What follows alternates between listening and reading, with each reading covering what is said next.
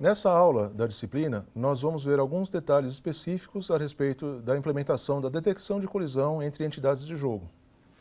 Então, vamos lá.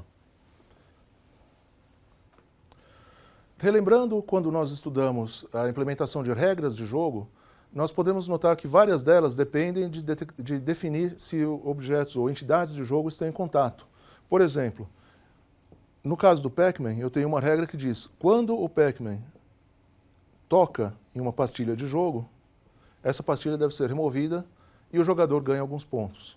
Ou eu posso ter uma outra regra que diz: quando um dos fantasmas entram em contato com o Pac-Man, o jogador morre, a menos que ele tivesse antes utilizado aqui uma pastilha que deixa o Pac-Man super poderoso.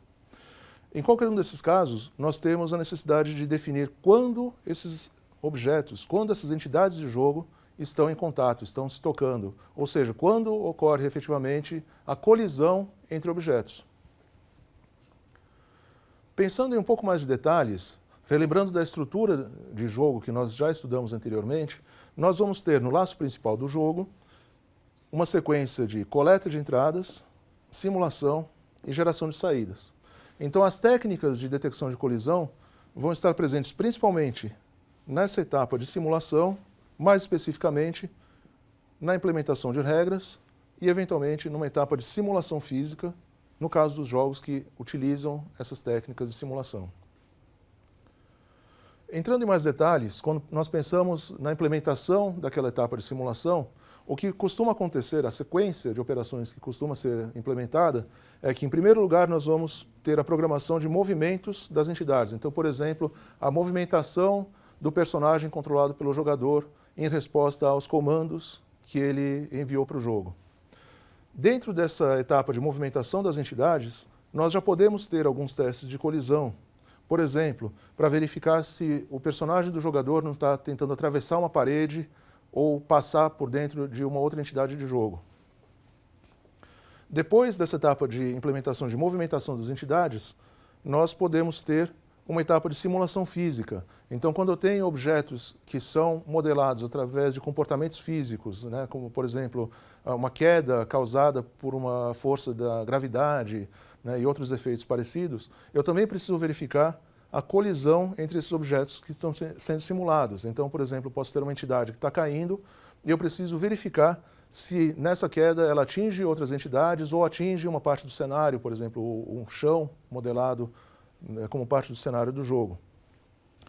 E uma vez que eu tenho essas informações sobre colisões que aconteceram, eu vou ter, numa terceira etapa, o que vai ser chamado de resposta à colisão. Então, nesse momento, eu sei quais são as entidades de jogo que estão em contato e eu preciso, de alguma maneira, tratar essas situações de contato.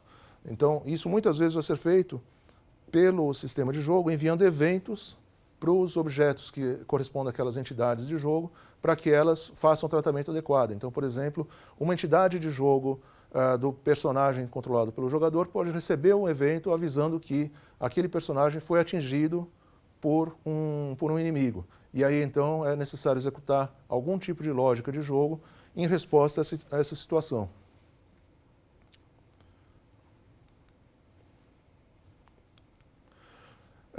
Entrando em um pouquinho mais de detalhe a respeito dos testes de colisão que podem ser feitos, nós vamos encontrar duas grandes categorias, ou dois grandes tipos de colisão que vão nos interessar no caso dos jogos digitais. Em primeiro lugar, são os testes em que a gente procura responder a questão de, dadas duas entidades de jogo, elas estão ou não em contato. Esse contato pode ser tanto uma situação em que eu tenho duas entidades apenas se tocando, ou realmente uma sobreposição entre elas, em que eu tenho aqui realmente aí uma região de uma dessas entidades sobre a outra. Isso tanto no caso de jogos em duas dimensões, como no caso de jogos em três dimensões. Então, uma primeira categoria de teste de colisão vai ser relacionado a determinar isso. Se eu tenho aqui dois objetos, por exemplo, num jogo de corrida, eu tenho dois carros, eu quero verificar se houve uma colisão entre esses dois carros, conforme eles se movimentavam na pista. E uma outra categoria de teste de colisão que a gente vai poder encontrar é entre um raio, que seria essencialmente um segmento de reta que tem um ponto de origem e uma direção, e um ou mais objetos que existem ali, né, uma ou mais entidades de jogo que existem dentro do nosso cenário. Esse tipo de teste entre raio e entidades vai ser muito utilizado tanto para o planejamento de movimento. Então, por exemplo, eu tenho um personagem que deseja se mover, mas ele precisa ver se o movimento dele não vai ser bloqueado por algum obstáculo, como também para, por exemplo, modelar a visão de personagens. Então eu posso ter aqui um personagem e eu preciso verificar quais são os objetos que estão visíveis para ele. Então eu produzo alguns desses raios e vejo a intersecção deles para ver quais são os outros objetos do mundo de jogo que estão visíveis. Posso utilizar isso para simular o disparo de alguns projéteis de alta velocidade e, enfim, várias diferentes situações aqui que não são unicamente as regras de contato, mas para simular diferentes comportamentos e regras do nosso jogo. Um dos principais problemas que se colocam dentro da implementação da detecção de colisão em jogos é a complexidade que existe na solução desse problema. Se nós tivermos N entidades de jogo dentro do nosso jogo, nós vamos precisar, os algoritmos que vão testar se essas entidades estão em contato, se existem colisões entre essas entidades, vão ter complexidade da ordem de O, N ao quadrado. Então nós vamos precisar testar todos os pares possíveis para verificar quais deles estão em contato. E isso precisa ser executado 20 vezes por segundo ou mais, dependendo do jogo. Nós podemos ter aí aquela etapa de simulação sendo executada 20 vezes por segundo, 30, até 60 vezes por segundo em alguns casos. O que significa que nós precisamos ter um requisito muito alto de desempenho, um tempo de execução muito reduzido para essa etapa de testar todas as possíveis colisões. E, no entanto, cada um desses testes também é caro. Então, além de eu precisar testar muitas combinações possíveis de objetos, o teste de intersecção, por exemplo, entre duas malhas, pensando em um jogo 3D, eu tenho dois objetos, cada um desses objetos com N triângulos nas suas malhas, que representam esses objetos no espaço tridimensional.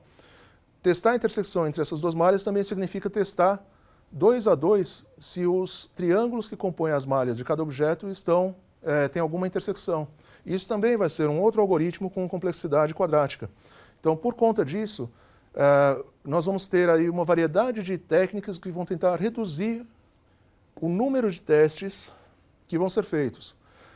Reduzir realmente essa complexidade dos algoritmos não é uma coisa muito viável, porque, de um modo geral, nós vamos precisar realmente testar as diferentes combinações. Então, a ideia é que a gente procure encontrar técnicas que permitam rejeitar possíveis pares de colisão o mais rápido possível para reduzir o tempo total de processamento. Para a gente ver, então, agora algumas dessas técnicas, vamos começar com um caso que se aplica à grande maioria dos jogos, que seria a técnica de grupos de colisão, que é ilustrado com essas duas imagens aqui. Então, nessa primeira imagem que eu tenho na direita do quadro, nós temos aqui um jogo em que o jogador controla uma nave que faz vários disparos aqui e ela tem que evitar inimigos e os disparos desses inimigos. Então a gente tem também vários inimigos na tela ao mesmo tempo e o jogador também pode coletar algumas moedas.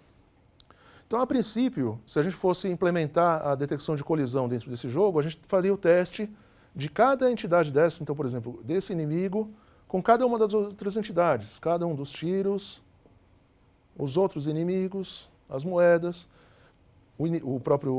a nave controlada pelo jogador e assim por diante. Mas o que acontece é que muitas dessas colisões não nos interessam.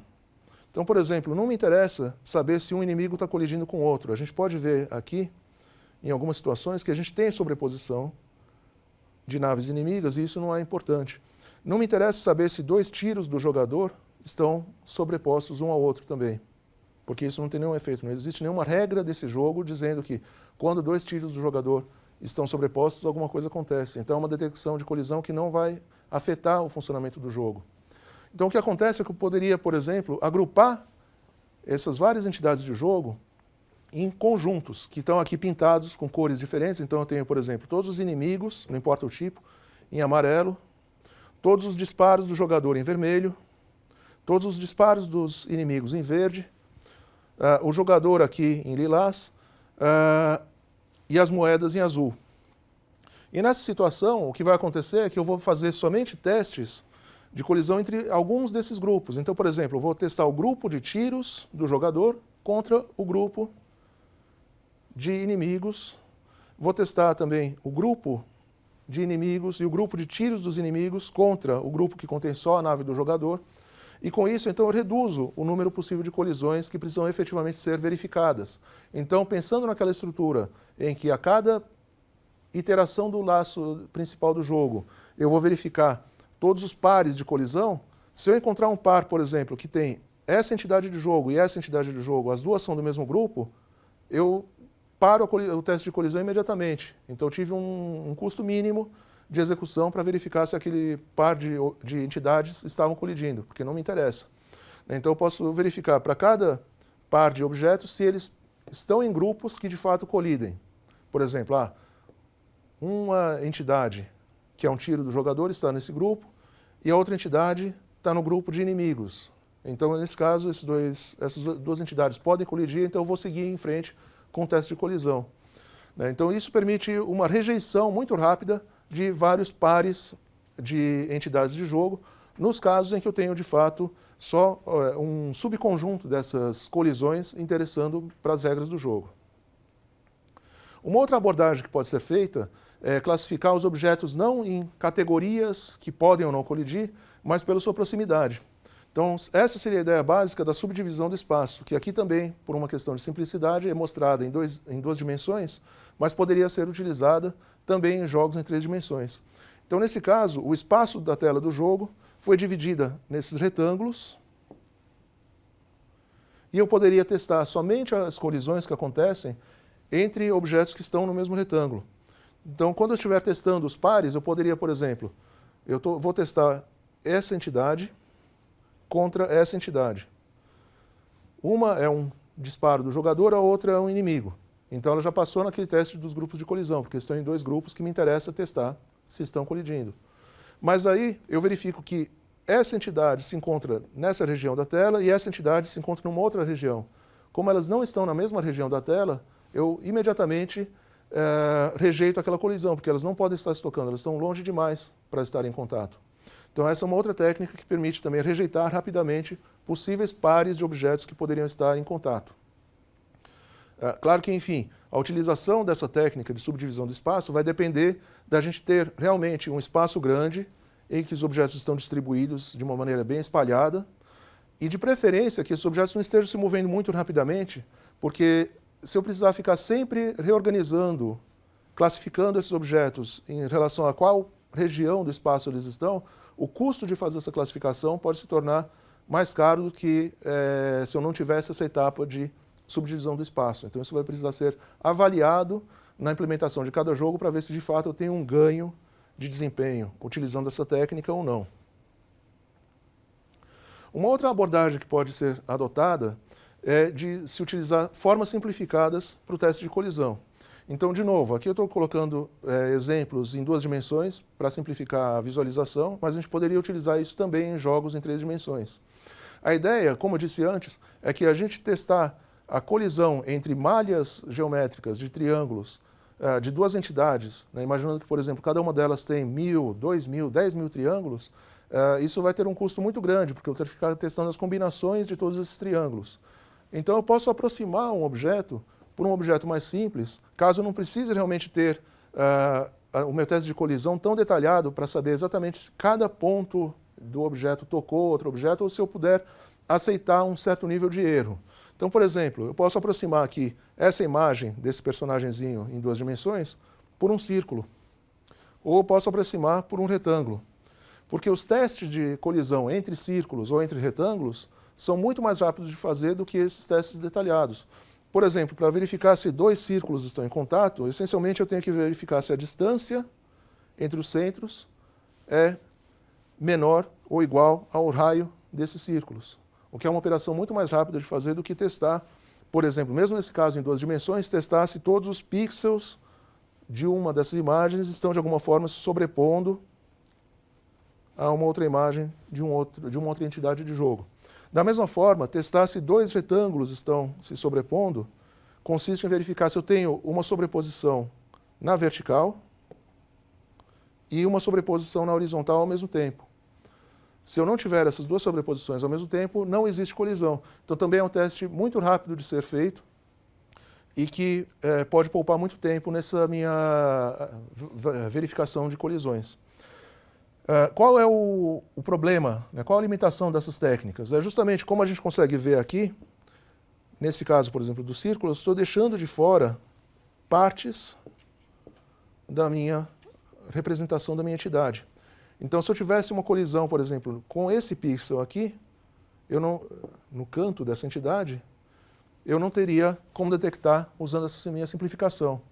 Ou aqui eu posso ter o contrário, né? Se eu tiver uma sobreposição de um retângulo nessa região aqui,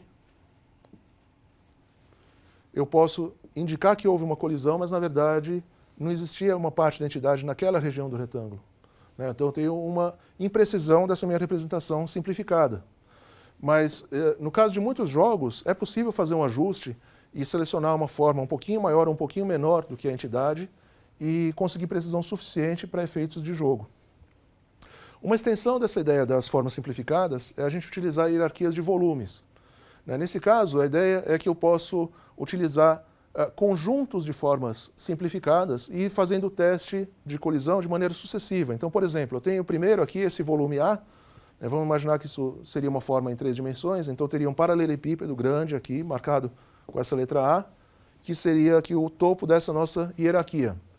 Se eu testar uma colisão dessa minha entidade de jogo com uma outra e detectar que houve uma colisão com esse meu volume A, então eu vou verificar, essa colisão aconteceu mais próximo dessa região do volume B ou mais próximo dessa região do volume C. E dependendo de onde aconteceu esse ponto de contato, ou essa região de contato, eu vou fazer um novo teste, agora com essa forma simplificada B ou com essa forma simplificada C, que modelam de uma maneira mais próxima essas regiões do objeto. E aí eu ainda poderia ter, numa terceira etapa, se eu descobrir que existe uma colisão com essa forma B ter dentro dela ou uma matriz de pixels, se eu estivesse pensando em 2 dimensões, ou uma lista de triângulos correspondente a uma parte da malha que representa aquele objeto no espaço 3D, e ao invés de ter que fazer aquele teste caro de processamento, comparando a intersecção de todos os triângulos de uma malha com todos os triângulos de outra malha, eu poderia só testar os triângulos que estão contidos nesse volume simplificado aqui. Então também reduzo um pouco o processamento total dessa colisão. Uma maneira de se fazer a implementação dessa hierarquia de volumes é utilizando a técnica de octrees, que já foi apresentada anteriormente quando nós discutimos a questão de subdivisão espacial para renderização. Nesse caso, também nós podemos imaginar que se tem um primeiro volume, né, uma caixa, um paralelepípedo no espaço 3D que envolve completamente as malhas tridimensionais correspondentes à nossa entidade de jogo, e eu vou fazendo subdivisões nesse volume inicial, fazendo subdivisões sucessivamente até que cada uma dessas regiões aqui da minha octree tenha, por exemplo, no máximo 100 polígonos. E aí, então, eu vou ter um custo maior de memória para guardar toda essa estrutura de dados, mas isso vai acelerar o processo de colisão, porque eu vou poder fazer progressivamente o teste de colisão com cada uma dessas regiões, rejeitando rapidamente colisões, ou, se eu precisar chegar até o nível mais interno da minha octree, fazer uma comparação de polígonos, mas somente com os polígonos de uma pequena região daquela malha do meu objeto tridimensional. Uma vantagem dessa técnica de octrees é que esse processo de construção dessa hierarquia de volumes pode ser automatizada. Uma desvantagem é que normalmente nós vamos precisar construir essa hierarquia para uma representação de malha. Então, quando eu tiver uma malha que possui animação, né, em que os triângulos não têm uma posição fixa no espaço em relação a essa estrutura completa, eu precisaria reconstruir essa octree e isso leva tempo. Então, ou eu teria que ter uma coleção de octrees pré-calculados, que vai exigir uma quantidade maior de memória, ou vou ter que aceitar algumas limitações, de utilizar, por exemplo, algumas versões dessa octree, mas não atualizar ela o tempo inteiro, o que também vai criar limitações na precisão da minha colisão. Por fim, nós podemos ter a composição dessas várias técnicas. Então, nada impede que eu faça uma sequência de aplicações dessas técnicas de acordo com a complexidade delas. Eu posso, primeiro, considerando que eu estou aqui verificando um par de entidades do meu jogo, eu posso primeiro verificar se essas entidades estão em grupos que colidem. Se elas não estiverem, eu já rejeito a colisão.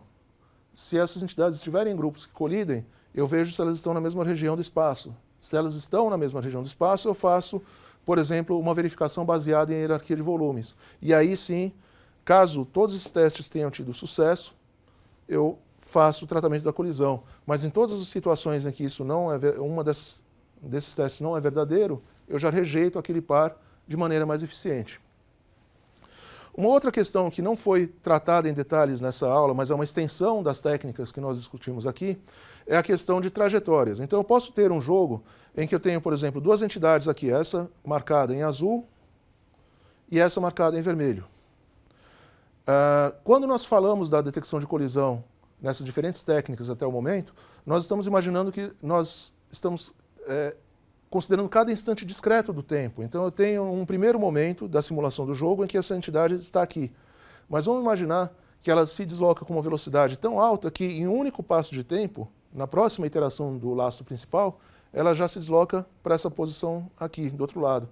Então o que acontece? Ela efetivamente atravessou essa outra entidade, quando ela deveria ter colidido com ela e parado aqui, ou ricocheteado, ou enfim, aí depende de qual seria o comportamento esperado de resposta à colisão. Mas, enfim, eu não detectei uma colisão que devia ter acontecido, pelo fato de que a velocidade dessa entidade é muito alta. E existem algumas alternativas para lidar com esse tipo de situação. Uma delas é simplesmente reduzir a velocidade máxima ou o passo máximo de tempo que se pode ter nas entidades. Isso pode ser ajustado dependendo do jogo, das regras do jogo. Quando isso não é viável de ser feito, uma outra alternativa consiste em se construir um volume que representa a trajetória do objeto entre os dois instantes de tempo, e aí ao invés de testar a sobreposição do objeto em si, eu testo a sobreposição desses volumes de trajetória. Isso certamente vai ter um custo maior computacionalmente, porque eu vou ter que construir esses volumes a cada teste de colisão, mas me permite uma precisão muito maior. Então, dependendo do tipo de simulação física, de regras do jogo que eu estou programando, pode ser que eu precise recorrer a uma solução técnica desse tipo para conseguir realmente ter a produção do jogo, dos resultados do jogo com qualidade. Bom, com isso, nós encerramos essa visão geral a respeito das técnicas de detecção de colisão, que são motivadas principalmente pela questão de se conseguir um melhor desempenho de tempo de execução para a resolução desse problema. É isso.